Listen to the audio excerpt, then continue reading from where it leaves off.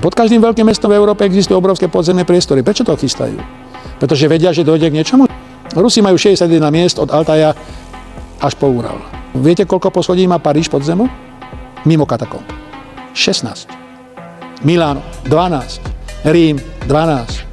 Oficiálne konštatovali a priznali, že po celej planete je sústava podzemných tunelov, ktoré sa ťahajú aj pod kontinentami. Majú zelené svetlo, majú dva typy. Jeden má priemer 3-4 metre, druhý 8 až 10 metrov. Jeden má hladké steny, ako keby vyfrezované laserom, a druhý vyvrtané steny. Kto to kedy postavil?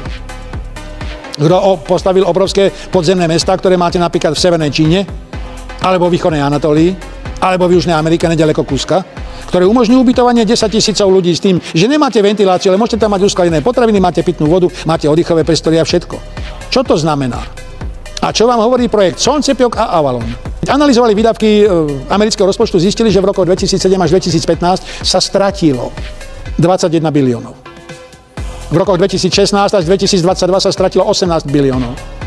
Potom sa zistilo, že sa to postavilo 170 podzemných miest, ktoré majú autonómne prostredie, kde majú umelé osvetlenie, môžu pestovať rastliny a môžete prežiť 10 rokov. Zemetrasenie opäť na Kamčatke 7,8. Zemetrasenie v Gliesku 5,8.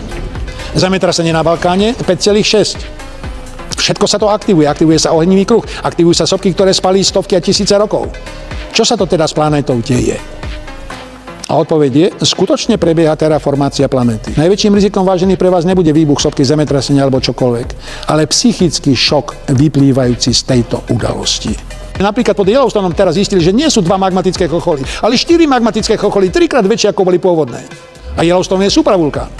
No a dneska máte tu to šťastie. Flegrijské polia, supravulkán v južnej časti Talianska, nedaleko Neapolského zálivu, Etna, Stromboli a Vezu sú len poistné ventily. Ale Rusi nech sa netešia. Na východosibirskej nížine máte 7 magmatických gigantických chocholov. Musíme sa pripraviť na prírodné katastrofy a spoločne ich prežiť.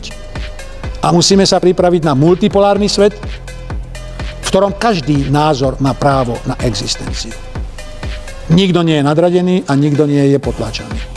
Keď už to nechcete urobiť pre seba, tak si položte otázku, aký svet chcete nechať svojim deťom a vnúkom. Nič iného. A v takomto prípade potom musíte si uvedomiť, že každý z nás má zodpovednosť. Pretože pokiaľ to robíme všetci, tak politici môžu robiť len to, čo im dovolíme. Nie sú ani Božiom vyholení, ani nemajú Božiu moc, nič. Čo im dovolíme, to urobia. Čo im nedovolíme, to nemôžu spraviť. Stačí urobiť jednu jedinú vec. Do ústavy včleniť túto vetu. Každý politik je svojím osobným majetkom zodpovedný za všetky škody, ktoré spôsobil počas výkonu funkcie. A nemôže majetok previesť na svojho bratra, švagra, otca, syna. Potom budete mať problém nájsť politikov.